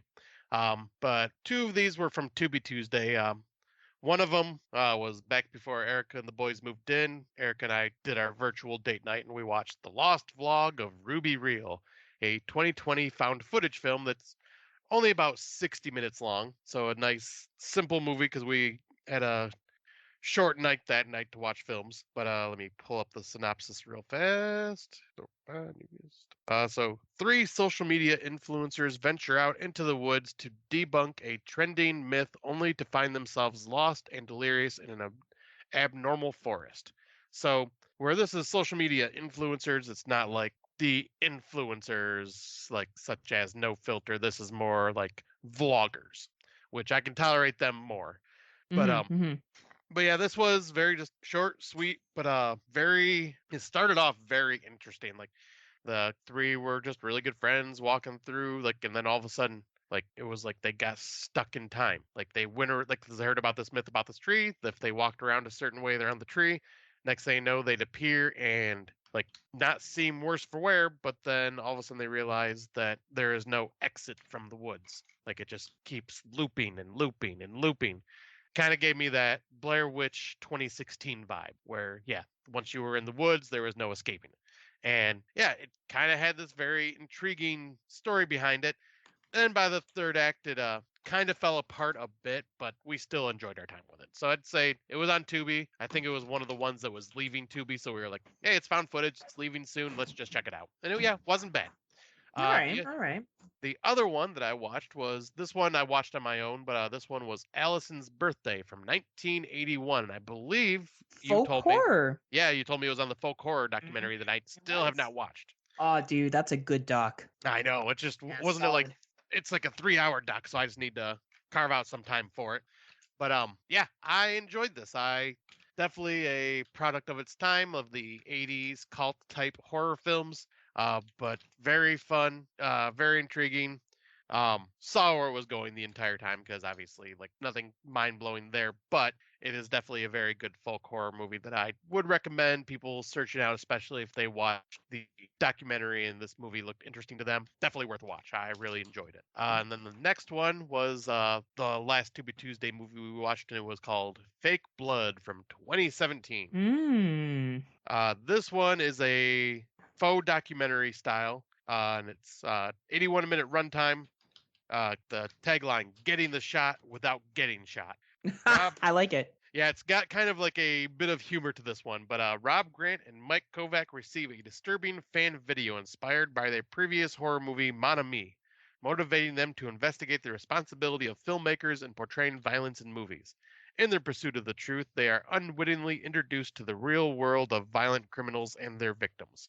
So yeah, these guys do very, very, very low budget, schlocky horror films, and yep, fan sends them a video of like, this is how I would dispose of a body, and blah blah blah. And it freaked them out, so they're like, shit, are we really influencing people on this? Oh boy, let's look into this and how we should do our next movie. Should we show more violence to kind of scare people away from doing this type of stuff, or should we cut out the violence? So let's talk to people and some professionals, and yeah, they just kind of go down this rabbit hole, and they end up talking to like a convicted murderer who got out, and they Uh, meet up with him and start just talking about his story, and they find out like the story he told was not exactly the full truth, and they start one guy starts digging into it deeper than he should be, and it starts just kind of collapsing from there. And but I found it to be very intriguing, very entertaining, and definitely kind of a good look into, does our horror movies and stuff like that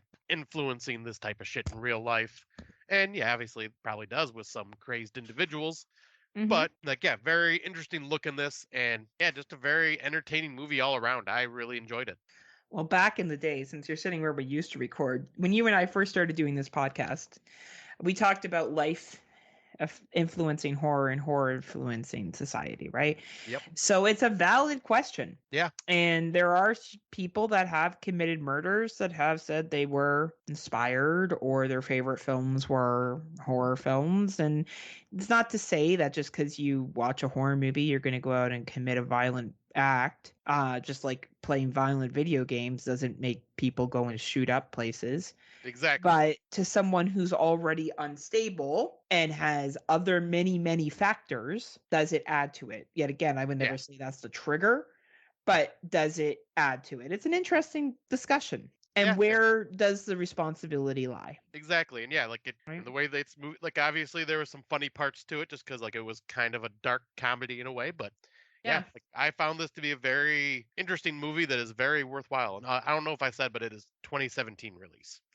Awesome. Well, I'm glad you brought it to the table, and I think it brings up a good conversational piece, to be honest. Oh yeah, About horror and horror affecting real life and real life affecting horror. I think it's, if anyone's interested, you could go back to our early episodes and hear Scott and I go on about that and our opinions on it.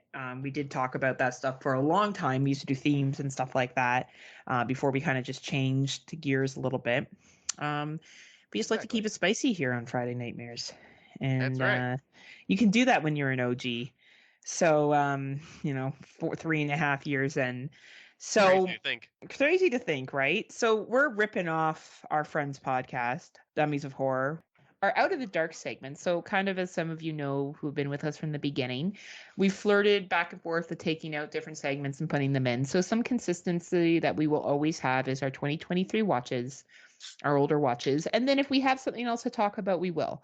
If we don't, then we won't. But today we have something to talk about. So with the motivation of forcing Erica to watch Quicksand and Scott, because I knew Scott would find it funny. I knew Scott would be like, these people are fucking stupid. Because we watched so many movies. Like, remember the one about the young lady that was confined to the wheelchair with the dog? Oh And God, Pray. right? Like, we watched so many dumb fucking movies, Scott and I, over the years that we sometimes will refer things to each other. Well, I will be like, Scott, you got to watch this. This is so fucking stupid. You really got to watch this so we could talk about it. And I said, okay, if you had to choose between going on a trip with the couple from the movie Outback 2020, which is the couple that gets lost in the Australian wilderness. Which everybody should remember our fun conversations about that movie. Yes, especially with Tim and Daniel, because we covered it with them as well. From the Dummies of Horror podcast. And, Quicksand, who would you rather go with? He's like, oh, fuck, Heather, why would you make me choose? I'm like, what if we had a versus? So, Tim, we are fucking ripping this shit off like AEW's fucking stupid skits they're doing right now and that they ripped off from WWE. So, we are having a battle. Now, we're not going to do the dragged out intro that Tim Davis does and the fight thing and this and that because, well, we're not that great. For quality like that, you go to Dummies of Horror. Exactly. For down to the basics asylum level, you come here. Perfect description. We are basically Asylum to his high budget. So, I'm going to give a quick synopsis of each film unless you want to, Scott. I don't have my phone right open up. You can do it if you want. And you can add to it if you want. So basically, Outback is a movie about a couple. The guy proposes to the chick on the plane. She says no. They're on this trip to Australia. They've been together since high school. They land in Australia and they have this awkwardness that they're going to go and do all these things. They go to a beach. Some crazy, stupid, dumb tourist shit happens to them there. They decide they want to go visit these museums and they're going to drive through the Outback to get there. Quicksand is basically this married couple that is on the verge of getting divorced. They have 2 children. No, haven't told anyone that they're on the verge of getting divorced yet. She's a doctor, and what the fuck does he do again? I don't know. He does something. I don't even remember. It's not important. I don't know. He's an engineer. We'll say he's a fucking engineer. And they go to Colombia. He worked in the hospital with her. Did he work in the hospital too? Okay, so he works in the hospital too. I guess he's also a doctor. We're all doctors here. So she comes back to Colombia to do some kind of doctor aid shit. He goes with her. Their marriage is falling apart. They're basically on the verge of getting divorced. They're working through to make that happen. I guess they used to hike a lot as a couple. She finds out he wants to go on this hike. He says that she probably wouldn't like it. It's off the beaten path. They're told not to go. They go anyway. Some dude tries to steal their car when they're coming back to it. There's a conflict. They run away and they run into Quicksand. So I've set up the stage for both films. That's the short version. Unless you want to add anything, Scott. I feel like that's the basic bitch. Yeah, that's pretty much the synopsis. But I was gonna say with Quicksand, they actually did avoid going to that area because though they were arguing with the fucking hotel steward, but they did end up avoiding it because they're like, okay, yep, people are saying don't go here, let's not go here. But because that guy robbed them and pulled a gun on them, they ended up running and accidentally ran to that area. Okay, that's what happened. Thank you for providing that clarity because I was just like, yeah, everyone's stupid. So like they're stupid, but like at least they originally knew better, and this kind of happened by happenstance. So we'll go through the questions, and Scott and I are going to use examples from the films to justify who we would rather go on a vacation with. So we have been forced that we have to travel with one of these couples on this exact situation they're on, because these are both vacation scenarios with very dumb people that make very dumb Oh. decisions. So I said to Scott, he's like, well, I don't want to go with either. I'm like, that's not an option. In order to play this game, we have to choose. So we're going to start with the first question. Who, in your opinion, is the least prepared out of these two couples? All right. I didn't look at these questions until I pulled up the Google Sheets to update it earlier today. So it just kind of like we came up with them, but I didn't think about it or look at it till now. But automatically, I do have to say who is the least prepared, and that is definitely the couple from Outback. Quicksand, even though they're quote unquote experienced hikers, they do come prepared with snacks, some water, stuff like that. However, the fucking couple from Outback go on a 32-hour drive to the Outback, and all they end up doing is buying like a bag of jerky, was it 2 bottles of water and like one candy bar or something? No, not a case of water or anything like that, just in case of a situation where you could get stranded. No, they go there with like literally no camping gear, no nothing. That just dumb decision being like nothing to just like even in the car that they could have used. They didn't have any of that survival tool stuff. So that, yeah, So I Outback. just want to say that I 110% agree with you, Scott. So the Outback people, first of all, the thing that saved the Quicksand people for this for me is they at least left a note about where they were going. They did let somebody know. So they leave a note so their friend knows that they are heading off on this hike in the general area where they are. I agree that they had appropriate clothing on for the hike, appropriate footwear, and for what they intended on going for, they brought the supplies for. Yes. The couple in Outback stopped by a variety store, bought 1 bottle of fucking water, a granola bar, beef jerky, or whatever it is. The attendant was like, oh, you want to drive through the Outback? That's kind of dangerous. And they were like, okay. Like, it was the dumbest shit I have ever seen. You're going to be in the car. Like, the GPS says over 1,000 kilometers. Yeah. So kilometers is what's used in Australia. Rob's like, well, that's the problem. It's not in miles. So for Americans, that's over 500 miles. That's a lot of fucking driving. Yeah. Okay. I had more snacks prepared. I went to the water park on Friday. I packed a cooler with 3 big jugs of water. I packed snacks. We were going to a water park that offered food. Right. And I still packed that for 45 minutes away. So this Outback couple fucking stupid. So definitely the least prepared. I'm glad we agree on that. Choices to get them in the situation in the first place.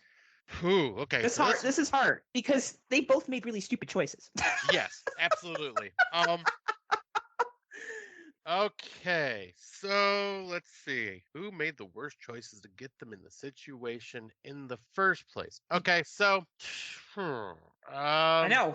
This one is almost tied for me because I'll kind of just talk it out. But worst choices, Outback, this couple decided, hey, we're going to Australia and visiting all these beaches and stuff like that. And then on a whim decided to drive to the fucking Outback, which Tim Davis and Daniel Luffy from Dummies of Horror, who live in Australia, say that is a dumb fucking idea. You don't want to do that. That is a terrible, terrible idea. He's like, we live here, and that's a terrible idea. And so right there, that's a dumb decision. And then going out there like they did. But however, Quicksand people, while yes, they didn't ignore the warnings, even though they did argue with the people at first. They did avoid the trail, but then were forced on that trail when they were running in fear. However, this is where worst choices to get them in the situation in the first place, when the girl or woman falls into the quicksand. Well, first, like I was bitching about earlier in the when I talked about this movie and when I first watched it was her flailing about and sinking deeper into the quicksand. But the part I left out because I wanted to bring it up for this argument here is the fact that the guy goes and grabs like a tiny little twig to reach for her and realizes, oh, I can't Mm-hmm. reach her. Okay, so what am I gonna do? I'm gonna jump in the quicksand with you. Mm-hmm. Mm-hmm. So for me, Mm-hmm. the couple from Quicksand wins the worst choices to get in the situation in the first place, because that could have been easily avoided, but you decided willingly to jump feet first into the fucking quicksand and Agreed. be And I'm stuck. gonna rewind on that one. Instead of just letting the guy break into your car and take whatever he wanted and wait till he leaves, you decide to confront him Yes, that too. in the middle of Of nowhere. Colombia. Yeah. I feel like that is, and I get that he spoke Spanish, so maybe he felt like he could de-escalate, but he didn't have a gun. He didn't even have a knife on him, did he? I don't recall a knife Mm-mm. being used. Oh, so I guess they weren't that prepared. Because if I was walking in those fucking jungle, I'd be having a fucking knife on me. Let me tell you that much. Yeah, I'll say as far as I can Um. remember, there was no knife. So yeah, you wouldn't have been in the situation in the first place if you hadn't done those things. Then jumping into the quicksand because you think that's going to save your wife or ex-wife or soon to be ex-wife. I agree. But I'm going to come back with the back attack on the Outback couple. Well, they're driving. They're on a paved road, okay? They're on a paved road. The GPS tells them to turn down this dirt road that's like looks like sometimes people drive on it, but it also doesn't look like many people drive on it, and they keep going. Yeah. Then he turns again onto an even more dirt road, and I both Scott and I have gone up north to places that have dirt roads. Yes. But it's never so fucking isolated that it's in the middle of a desert.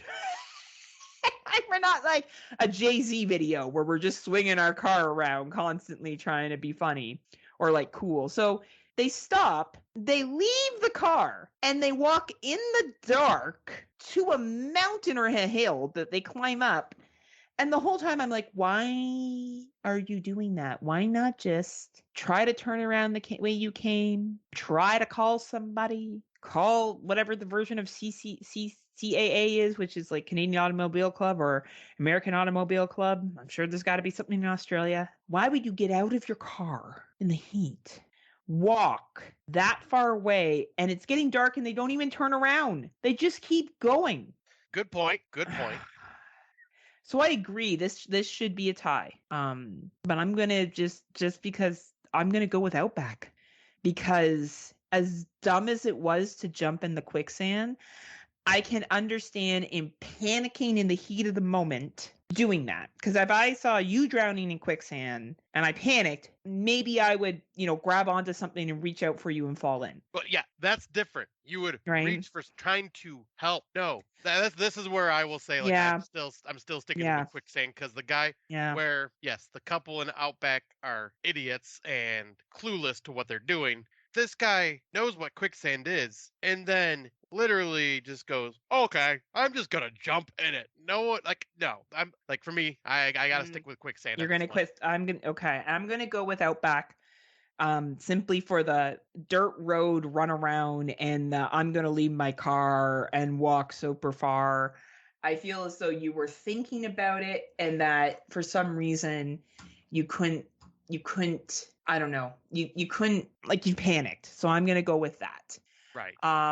So yeah. So our next question. So Outback is 2 for me. You are 1 for Outback, 1 for Quicksand, right? Yep. Okay. So keep score for you in case I All right. this track. You want to write it down? I don't have anything to write with, but I will Oh, will put you it in my remember? no. Yeah, I'll put it in my notebook here on my phone.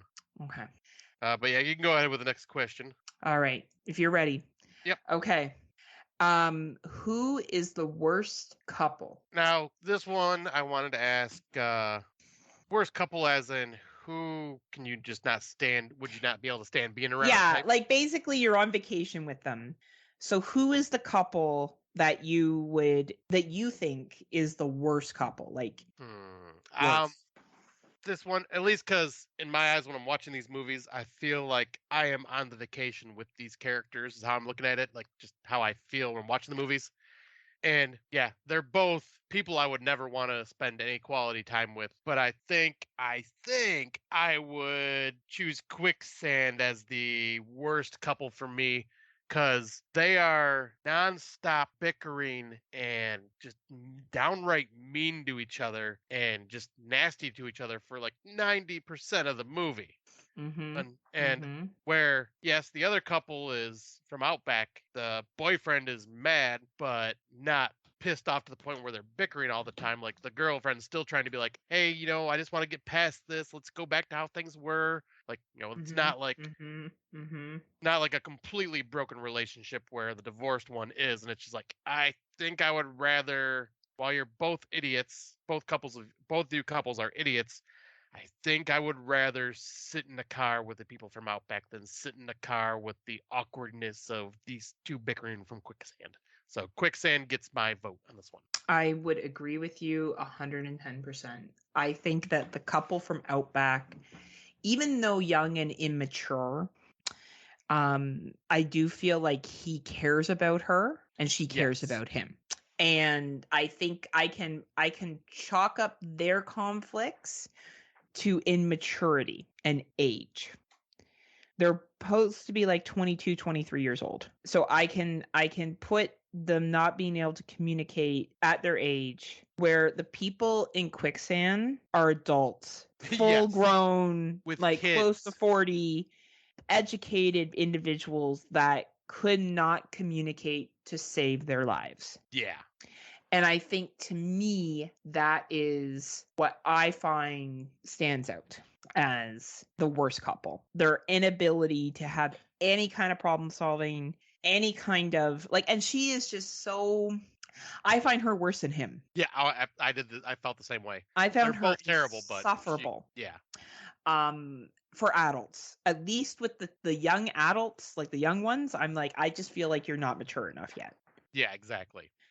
Cared about, and one made an ultimate sacrifice for the other. Yeah, So I will give that, right? So yeah, so I am Outback. So 2 for Outback for me, I believe, because I said who made the worst choices. Both were yep. Outback. And worst couple, I said Quicksand. Quicksand. So Yeah, but I am 2 for Quicksand and 1 for Outback so far. all right. And next one. Next question. Who has the better survival skills? Oh man.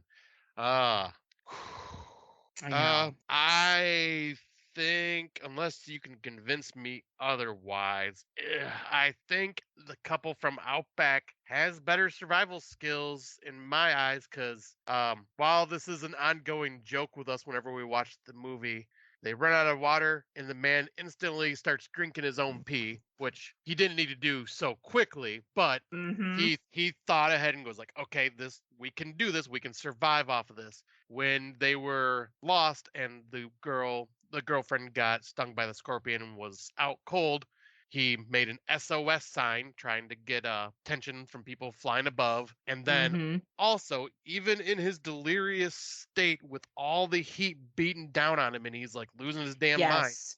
he grabs a Yes. stick and actually makes a trail as he walks off trying to find help. It's like Yes. where the couple in Quicksand, like I brought up earlier, the dude just jumps into the quicksand. The girl flails in the quicksand and starts going deeper instead of trying to like stay calm and think things through. They miraculously seem to find a book bag full of like some supplies that they kind of use and then just throw away when it had all the survival stuff in it. And there's just no working together with these two at all. None. And it just was dumb decisions left and right with that couple. All dumb. Yeah. All dumb. I could not agree more. I don't know what world we live in where we actually think someone could kill a snake and then use it as a lasso. Yeah. Like, I don't snake know lasso. Why? who wrote that in. And the inability to, like, and what made me more angry about Outback is that they lived, both of them. There is no fucking way. Or I mean Quicksand. Sorry, Quicksand. They both lived. With being bitten by a snake, poisonous snake, quote unquote, he would be alive multiple times. There is no fucking way he would be alive. And the ant thing and them just sitting there and her then running, and the only reason they survived is not because of them. Their buddy, who got arrested, who somehow got out of jail, alerted people to where they were. Exactly. Or she would have died. Neither one of them were responsible for their survival. At least in Quicksand, or sorry, at least in Outback, dude, I agree, did the SOS thing. And I think he knew he was going to die. So he thought, if she finds me, then I will drink this fluid, because if she finds me, she can have it. And we got to remember, he's delirious, he's dehydrated, he's fucked up. I get in that they've been in this situation for an extended period of time. Watching that movie, I could forgive that piece. I found that getting into that situation, I thought the Outback people were dumber and less prepared, but I feel like they worked better with what they had. Yes. Which isn't saying much. They actually tried. They actually tried. So I'm at Quicksand for this. So for me, it's 2 for Outback and 2 for Quicksand. So I'm tied. My tiebreaker's coming. So you chose Quicksand has better survival skills? Oh no, I chose Outback has better. Never mind, I'm not tied. Outback has better survival skills. So Outback has 3. Yep. Okay, that's what I got you as. Yeah. All right.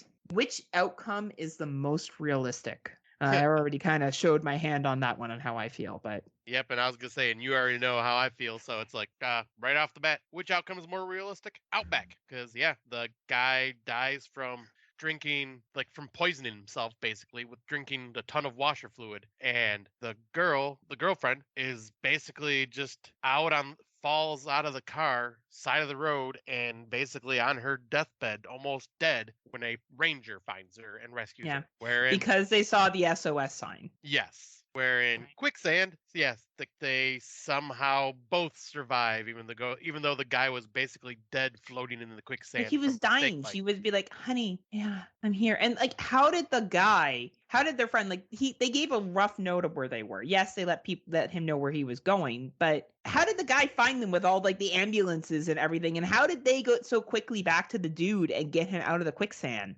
Right. To me, I thought, is she dying and this is her hallucination? Right. Because that would make sense to me. And that's how I've chosen to think the movie ends. But that's not what was presented. So Outback gets this award as well because it's more realistic. So that for me is 4 for Outback, 1 for their vacation with. Yeah, you cut out on my end, so you might want to repeat that just in case. So my final score was 4 for Outback, 1 for Quicksand, which means as unprepared as the Outback couple was and them making the really shitty choices, I still think they are more tolerable to be with and deal with than these Quicksand people. I'd rather die with Outback than put up with Quicksand. Right. I would just push myself under the quicksand. Right. And hope the suffocation came quick. I would jump in head first in the quicksand. Yes. And just have my feet dangling and be like, let's end this fucking quick so I don't have to listen to this chick anymore. And this guy fight because they're fucking painful. But yeah, so for my score, it is 3 for Outback and 2 for Quicksand. So, yep, just like you, the Outback couple is who I'd rather vacation with. I would definitely be. Yep. I would happily chug piss with that guy any day compared to dealing with that same couple. If you had to do that for Erica, you would. Absolutely. Right. Absolutely. Right. And you would rather her live than you die. Exactly. And that's the heroic thing. Let's make this clear. Both couples are dumb. But if in this impossible decision that we had to make, Scott and I are going on the Outback. Yep. And that's what we're doing. Tim, Davis, Luffy, you guys can be our guides. Here we go. Quicksand's even worse, but still Rob's number 1 2023. Go, Rob. Thank you for supporting horror. So thank you for listening to our podcast. We should be back to more of a regular schedule moving forward. Yeah. And then I'll be going away. Yeah, so our schedule will be all sorts of flippy floppy again. So if for some reason we're not consistent, it's not because, we're not podcasting anymore. It's just lives are changing and things are developing as we go. So we may be a once a month, twice a month show, depending on the month. But we will always bring the 2023s and a mixed bag of it. Our thoughts on it, hopefully some indies that you haven't heard of, some Tubi, some Netflix. I don't know if Prime ever starts releasing anything again. and the Right. shutties and theatrical releases. We will definitely be doing our best to provide a variety and cautions and warnings about things you should avoid. Yep. We will do the dirty work for you so you don't have to. And we definitely like dirty work. Yeah, we do. Yeah, High we do. five, high five. High five, high five. But you can find us on the Legion Podcast Network. We are proud members of the Legion Podcast Network. We are underneath the Kill the Cast feed. We also, Legion has a Patreon. So if for some reason you haven't joined it, there are video giveaways, or sorry, not video giveaways. What are they called? Digital code giveaways. Thank you. Digital code giveaways, and other bonus episodes from some great content creators. And if you haven't joined Legion Patreon yet, It's been so long. I know there's something I'm supposed to say here. What are you waiting for? What are you waiting for? What are you waiting for? Join us. join us today and come on the Outback trip with us. And Watch Scotty drink his pee-pee. Yeah, drink piss with me. and antifreeze, and me pack one granola bar and a bottle of water to survive me the entire walk. But at least in the other case, we just be drowning in the quicksand head first. Yep. Be begging for the snake to come bite us. Like, no, please, take me, please. I'll save you, snake, so you can bite me. Honestly, the snake's like, fuck this shit. Like in the real version, the snake would be like, these people are fucking nuts. Yep, I'm out. Just goes away. And the best, it was like the snake's by its nest. Okay, I'm pretty sure reptiles don't hang around and raise their babies, lady. I'm pretty sure that's not how it works in the wildlife. I'm pretty sure alligators and those guys, don't they just have their babies and they like fend for themselves? Like, I don't think reptiles raise their children, do they? They're not like bears or other mammals. No, I'll say at least I know with turtles have their eggs and then they just wander off and the turtles hatch and the babies have to find their way out. And if the babies make it, they make it. Yeah, I believe that's how it goes. I could be wrong, Right? but So I'm pretty sure this mama snake ain't all of a sudden fucking protective of its eggs. yeah. And also wouldn't probably have an egg in the quicksand. No, like what the fuck? And the ants are coming for them. Honestly, you know why those wildlife was coming for them? Because they wouldn't shut the fuck up. They were like, Yeah, oh like, my god. you just die already? We're tired of you too. Like, we let this other guy die of like dehydration, but with you, we're just gonna fucking up the case because we can't handle your fucking yabbering anymore. Yep, Holy we're sick shit. of your shit. We're sick of your It's like shit. a new Disney movie. The Disney animals fight back and they just like take care of the situation and That'd be the best. make sure. And there's even a snake in Outback randomly. The snake's in the fucking car. Oh, yep. But She's trying to open the ring. I mean, to be fair, he did leave the door open. Yeah, like there was a little more of a reasoning there, but yes. So hopefully you enjoyed it. As I said, we will do Out of the Dark when we have something to talk about. That was an interesting conversation. Other episodes might be a little bit shorter. So until next time, Scotty, do you have any parting words for our dear listeners? Yes, until next time, always keep a bottle of piss handy because you never know when you just may be thirsty. All right. Pleasant dreams. See ya. Bye.